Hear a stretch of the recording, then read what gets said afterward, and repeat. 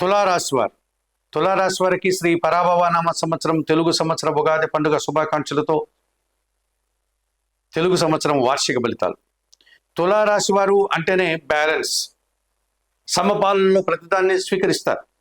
కష్టాలని నష్టాలని సమానంగా తీసుకుంటారు. ఆదాయాన్ని ఆనందాన్ని స్వీకరించినట్లుగానే ఇబ్బందుల్ని బాధల్ని కూడా స్వీకరిస్తారు.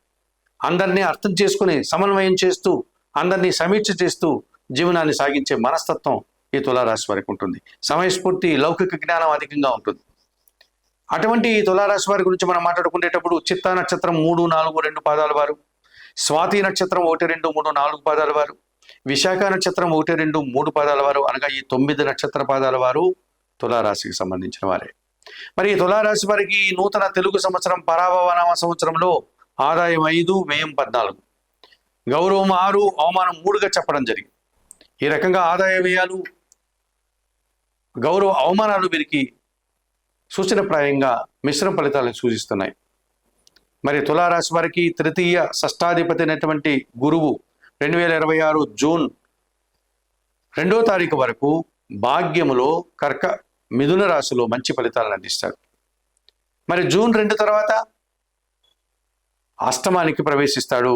జూన్ 2 తర్వాత ఈ గురువు దశమ భావంలోనికి ప్రవేశిస్తాడు, అనగా ప్రతికూల ఫలితాలను అందిస్తాడు.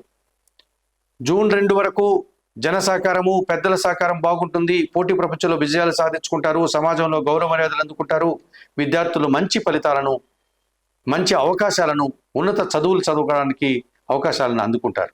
జూన్ 2 తర్వాత దశమ భావంలోని గురువు రావడం వల్ల జన సహకార లోపము, వృత్తి ఉద్యోగ వ్యాపారంలో పనిభారము, పోటీ ప్రపంచంలో వెనకడుగు వేయడము, విద్యార్థులకు ప్రతికూల ఫలితాలు వచ్చే పరిస్థితి కనిపిస్తుంది.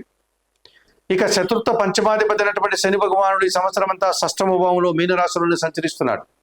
కుటుంబంలో కొన్ని శుభ కార్యక్రమాలు నిర్వహిస్తారు. కుటుంబం కోసం నూతన వస్తువులు కొనుగోలు చేస్తారు. మీ ఆలోచనలు కలిసి వస్తాయి. సంతానంతో సత్సంబంధాలు ఏర్పడతాయి.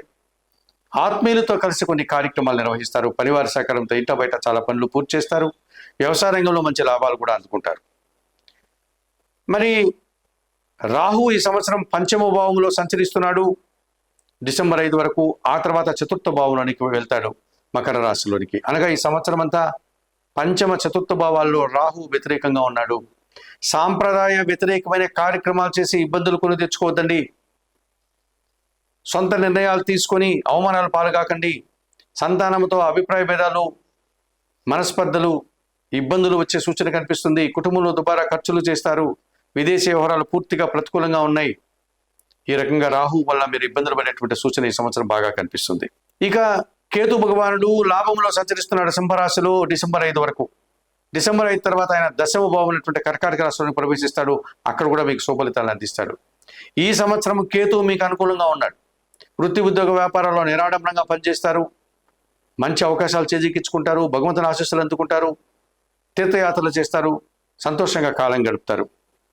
అలాగే మీ రాష్ట్రాధిపతి అయినటువంటి, అనగా తులారాశికి, వృషభ రాశికి అధిపతి అయినటువంటి శుక్ర భగవానుడు ఈ సంవత్సరం మీకు చాలా అనుకూలంగా ఉన్నారు. గృహ నిర్మాణం కానీ, గృహం కొనుగోలు చేయడం కానీ, వాహనాలు కొనుగోలు చేయడం కానీ, విలాసవంతమైన జీవితానికి అవసరమైన వస్తువులు కొనుగోలు చేసే పరిస్థితి బాగా కనిపిస్తుంది. ఇక కుజుడు ఈ సంవత్సరంలో మీకు చాలా అనుకూలంగా సంచరిస్తున్నాడు. కొన్ని భూములు కొనుగోలు చేస్తారు. భూముల వల్ల లాభాలు అందుకుంటారు. అనగా రియల్ ఎస్టేట్ రంగంలో పనిచేసే వారికి మంచి లాభాలకు అవకాశం ఉంది. వాహనం రిపేర్ చేసుకోవడం కానీ, నూతన వాహనం కొనుగోలు చేసే పరిస్థితి కూడా ఈ సంవత్సరం కనిపిస్తుంది. మరి తులారాశి వారికి జూన్ 2 తర్వాత గురువు ప్రతికూలంగా ఉన్నాడు కనుక తప్పనిసరిగా సిద్ధి సాయినాథుని దర్శనం చేసుకోండి. సిద్ధి సాయినాథుని యొక్క జీవిత చరిత్ర పారాయణం చేయండి.